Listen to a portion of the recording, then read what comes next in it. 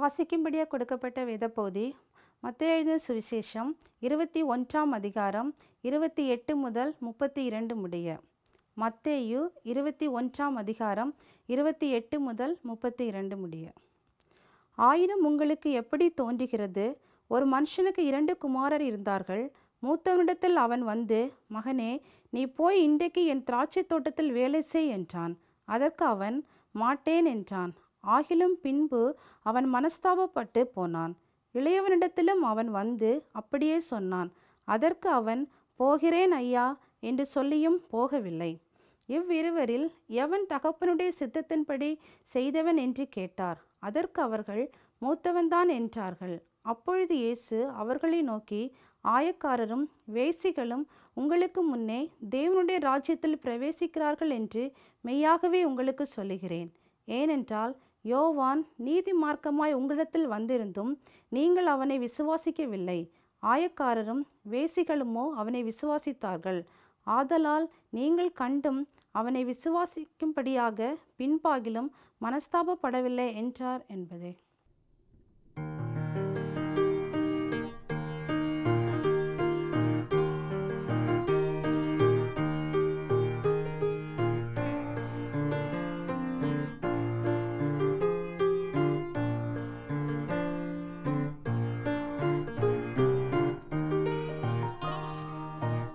பெருமான் இயேசு நாதா, உம் அருளுள்ளம் தேடி வந்தோம்.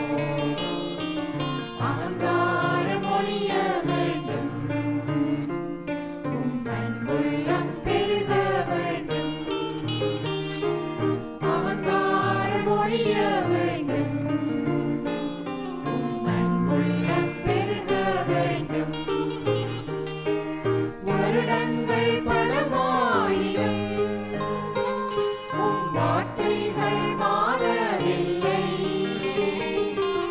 வருடங்கள் பலவாயினும் உம் வார்த்தைகள் மாறவில்லை.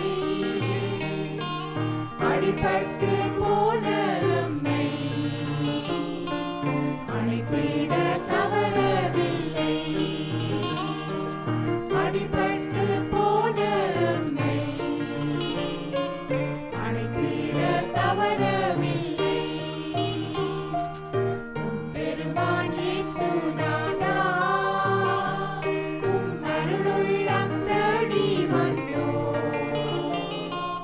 அகங்காரம் ஒழிய வேண்டும், உம் அன்புள்ளம் பெருக வேண்டும்.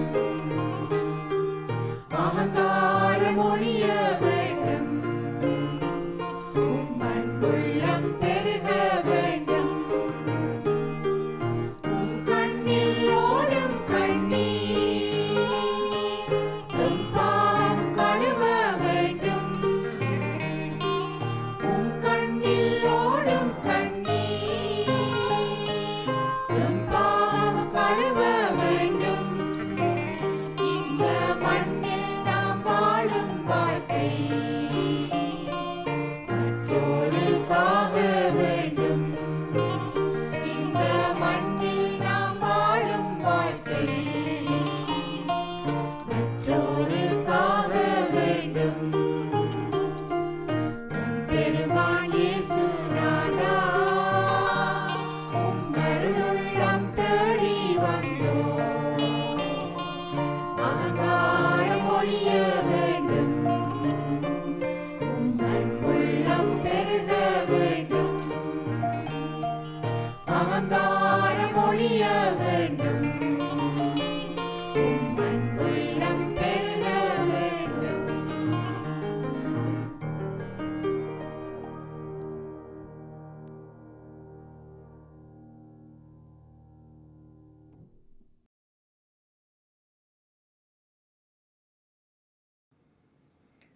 விண்ணமுதம் நிகழ்ச்சியை காண்பதற்காக வந்திருக்கின்ற உங்கள் ஒவ்வொருவரையும் அன்போடு வரவேற்கிறேன். இன்று வாசிக்க கேட்ட வேத பகுதி மத்தேயு 21வது அதிகாரம். இந்த அதிகாரத்திலே ஒரு அப்பாவுக்கும் 2 மகன்மாருக்கும் நடந்த ஒரு உரையாடலை பற்றி பார்க்கிறோம். இப்போது ஒரு அப்பா இருந்தார்.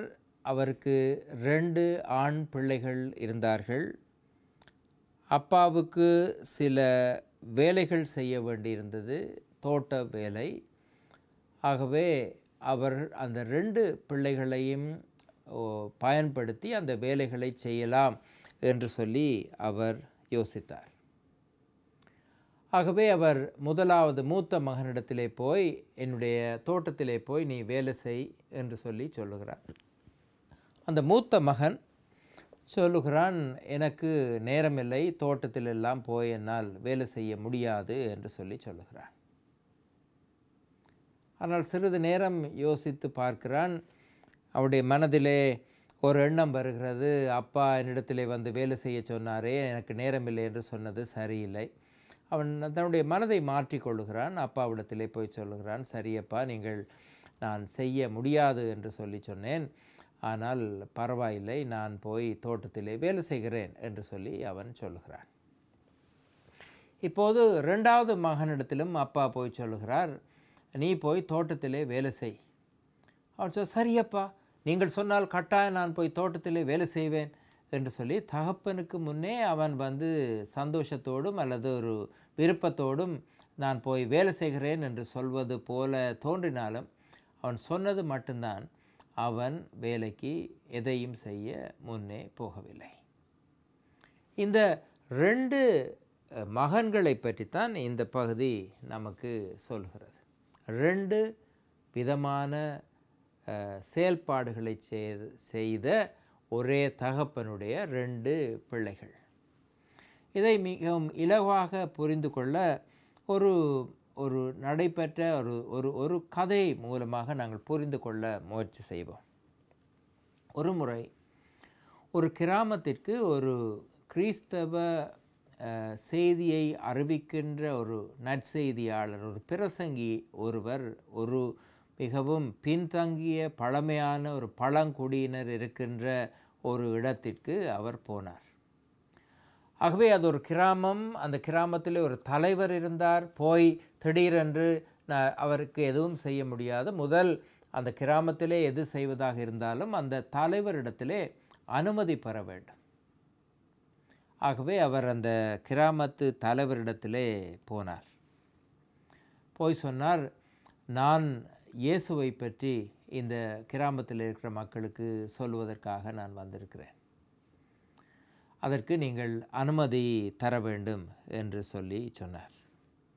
அப்போது அந்த கிராமத்து தலைவர் சொன்னார், எனக்கு மிகவும் சந்தோஷம், நீங்கள் இந்த இடத்திலே வந்து இயேசுவை பற்றி சொல்லுவது எனக்கு மிகவும் சந்தோஷம். இயேசுவை பற்றி சொன்னால் அதனாலே எங்களுக்கு என்ன நன்மை என்று சொல்லி கேட்டார். அப்போது அந்த பிரசங்கியார் சொன்னார், இயேசுவை பற்றி சொன்னால் உங்களுடைய கிராமத்தில் இருக்கிற மக்களுடைய வாழ்க்கையிலே ஒரு மனமாற்றம் ஏற்படும். அவர்கள் மனமாற்றம் ஏற்படுவதனாலே அவர்கள் வாழ்க்கையை வேறு விதமாக பார்ப்பார்கள், நல்ல விதமாக வாழ்க்கையை நடத்துவார்கள். அது கிராமத்துக்கு நல்லது தானே என்று சொல்லி அந்த பிரசங்கியார் சொன்னார். அப்போது அந்த கிராமத்து தலைவர் சொன்னார், நீங்கள் சொல்வது முற்று முழுதாக உண்மை. என்னுடைய கிராமத்தில் இருக்கிற மக்கள் வாழ்க்கையிலே மாற்றம் பெற்று நல்ல வாழ்வு வாழ்வதாக இருந்தால் எனக்கு மிகவும் சந்தோஷம். நீங்கள் சந்தோஷமாக போய் இந்த செய்தியை சொல்ல வேண்டும் என்பது என்னுடைய விருப்பம். ஆனால் என்னுடைய கிராமத்திலே ஒரு 4 பிரச்சனை இருக்கிறது. அந்த 4 பிரச்சனைக்கும் உங்கள் செய்தி மூலம் ஒரு விடையை நீங்கள் சொன்னீர்கள் என்று சொன்னால் அது எனக்கு இன்னும் அதிகமாக சந்தோஷமாக இருக்கும் என்று சொல்லி சொன்னார். இப்போது இந்த பிரசங்கியாருக்கு மிகவும் சந்தோஷம். அந்த மனிதரை பார்த்து சொன்னார், என்ன அந்த 4 பிரச்சனைகள் சொல்லுங்கள், அதையும் சேர்த்து நான் என்னுடைய செய்தியிலே மக்களோடு பகிர்ந்து கொள்கிறேன் என்று சொல்லி சொன்னார். அப்போது அந்த கிராமத்து தலைவர் சொன்னார், முதலாவது பிரச்சனையை நான் இந்த கிராமத்திலே சந்திப்பது, இந்த மக்கள் இந்த கிராமத்திலே சமய சம்மதமான விழாக்கள் வந்தால், கொண்டாட்டங்கள் வந்தால் அதை அதிகமாக அலங்கரித்து மிகவும் பெரிய அளவிலே கொண்டாடுகிறார்கள். அதற்கு அதிகமான பணத்தை செலவிடுகிறார்கள், பெரிய அலங்காரங்கள் எல்லாம் செய்கிறார்கள். ஆனால் அந்த கொண்டாட்டங்கள் மூலம் வாழ்க்கையிலே ஒரு மாற்றம் இருப்பதை என்னால் கண்டுபிடிக்க முடியவில்லை. இந்த இப்படியான கொண்டாட்டங்களே பங்கு பெறுகிறவர்கள் வாழ்க்கையிலே மாற்றம் பெற்ற மக்களாக உங்களுடைய ஆலயத்திலே வாழ்கிறார்களா என்று கேட்டார். அப்போது அந்த பிரசங்கியார் எந்த மறுமொழியும் அவருக்கு சொல்லவில்லை. இப்போது அந்த தலைவர் சொன்னார், எனக்கு இன்னும் ரெண்டாவதாக நான் உங்களோடு சொல்ல விரும்புகிற பிரச்சனை, என்னுடைய கிராமத்தில் இருக்கிற மக்கள் ஒருவரோடு ஒருவர் ஒப்பிட்டு பார்த்து கொண்டே இருக்கிறார்கள். இப்போது அவர் பெரிய வீட்டை வாங்கினால் நானும் பெரிய வீடு வாங்க வேண்டும், அவர் பெரிய வாகனத்தை வாங்கினால் நானும் அதே போல பெரிய வாகனத்தை வாங்க வேண்டும், அல்லது அவர் ஏதோ ஒரு பொருளை வாங்கினால் அதிலும் பார்க்க பெரிதாக வாழ வேண்டும் என்று, எனக்கு என்ன தேவை என்று வாழ்வதிலும் பார்க்க மற்றவர் எதை வாங்குகிறார், மற்றவர் எப்படி வாழ்க்கையை நடத்துகிறார், மற்றவர் என்ன உடை போடுகிறார், இப்படி எப்பொழுதும் மற்றவர்களோடு ஒப்பிட்டு பார்த்தே வாழ்க்கையை கொண்டு போகிறார்கள். உங்களுடைய திருச்சபையிலே இந்த இயேசுவை பற்றி அறிந்தவர்கள் இப்படி ஒப்பிட்டு பார்க்காமல் வாழ்க்கையை நடத்துகிறார்களா என்று கேட்டார். அப்போது அதற்கும் அந்த பிரசங்கியார் எந்த பதிலும் சொல்லவில்லை. அப்போ அவர்கள் மூன்றாவதாக அவர் சொன்னார், இன்னுமொரு பிரச்சனையும் இருக்கிறது. என்னுடைய கிராமத்தில் வாழ்கிற மக்கள் இந்த உலகம்தான் தங்களுடைய வாழ்க்கை என்று சொல்லி வாழ முயற்சி செய்கிறார்கள். எந்த விதமான ஆன்மீக போக்கும் இல்லை, ஆன்மீக சிந்தனையும் இல்லை, உலகத்தில் இருக்கிற எல்லா காரியங்களும் அவங்களுடைய வாழ்க்கையில் இருக்கிறது. உங்களுடைய திருச்சபையில் இருக்கிறவர்கள் இந்த உலகத்தை விட்டு விலகி ஆன்மீகத்திலே உறுதியுள்ள மக்களாக வாழ்கிறார்களா என்று கேட்டார். அதற்கும் இந்த பிரசங்கியார் எந்த மறுமொழியும் சொல்லவில்லை. அவர் சொன்னார், எனக்கு இன்னும் ஒரே ஒரு பிரச்சனை தான் இந்த கிராமத்தில் இருக்கிறது. இவர்கள் என்னுடைய கிராமத்தில் இருக்கிற மக்கள் மிகவும் பேராசை பிடித்தவர்களாக இருக்கிறார்கள். எப்பொழுதும் வேண்டும் வேண்டும் வேண்டும் வேண்டும் என்று சொல்லி எல்லாவற்றையும் வாங்குகிறவர்கள் ஒரு பேராசை பிடித்த ஒரு வாழ்க்கை வாழ்ந்து கொண்டிருக்கிறார்கள். அவர்கள் இப்படி பேராசையை விட்டு எனக்கு இதுதான் என்னுடைய வாழ்க்கை என்று சொல்லி தனக்கு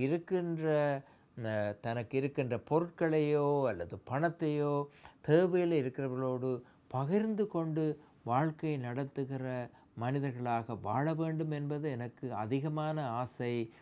உங்களுடைய திருச்சபையில் இருக்கிறவர்கள் இப்படி பேராசை இல்லாமல் தங்கள் இருக்கின்ற காரியங்களை மற்றவர்களோடு பகிர்ந்து வாழுகிறவர்களாக இருக்கிறார்களா என்று கேட்டார்.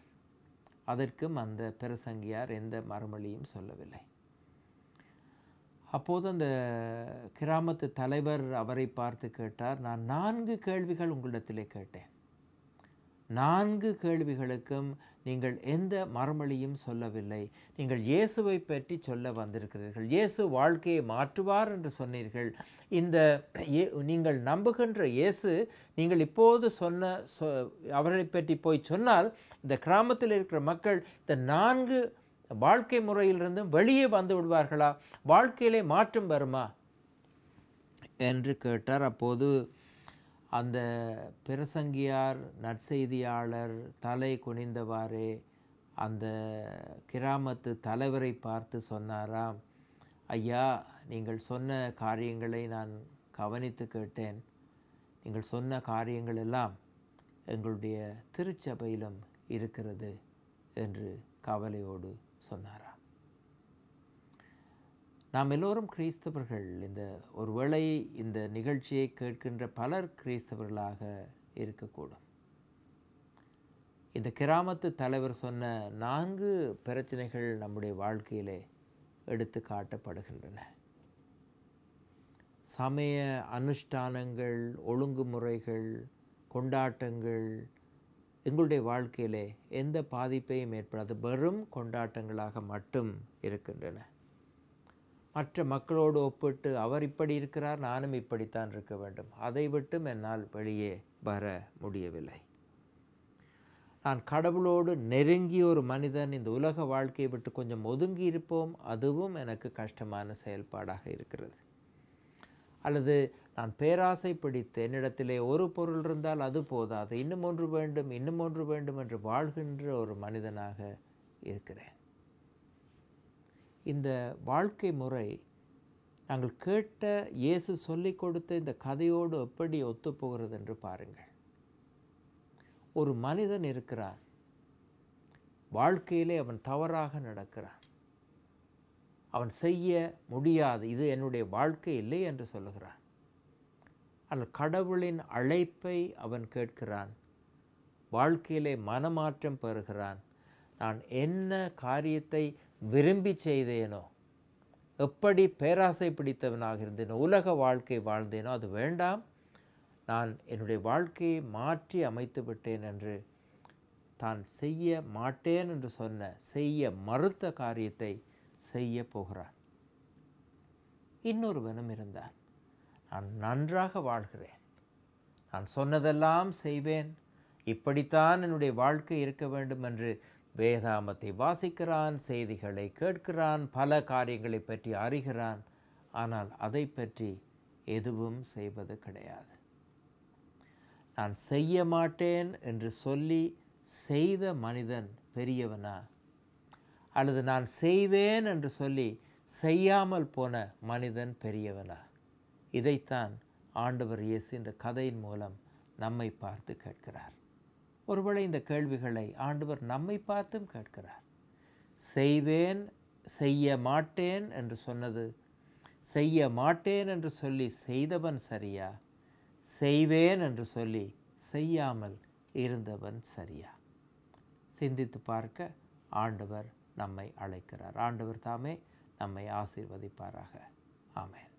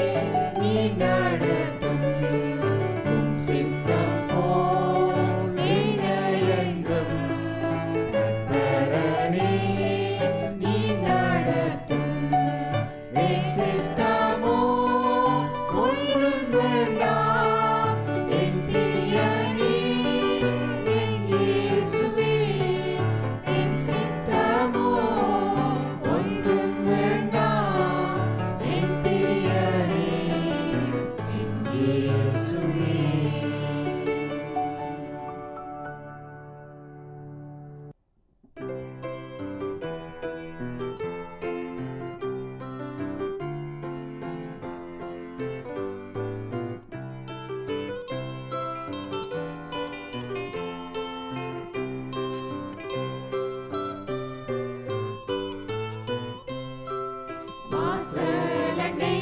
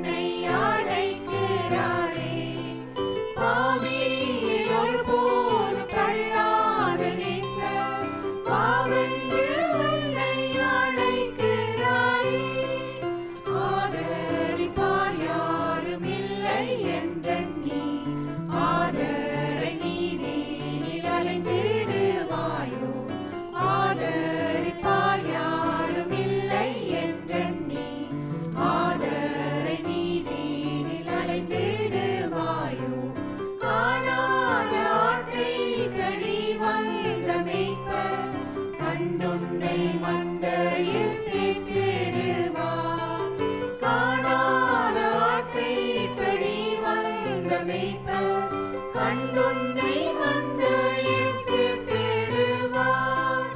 வழியும் சத்தியமும் ஜீவனுமாம் இயேசு, வாசலும் மெய்ப்பனும் நாதனும் இயேசு. வழியும் சத்தியமும் ஜீவனுமாம் இயேசு, வாசலும் மெய்ப்பனும் நாதனும் இயேசு. இயேசுவல்லால் வேறு ரட்சிப்பு இல்லை.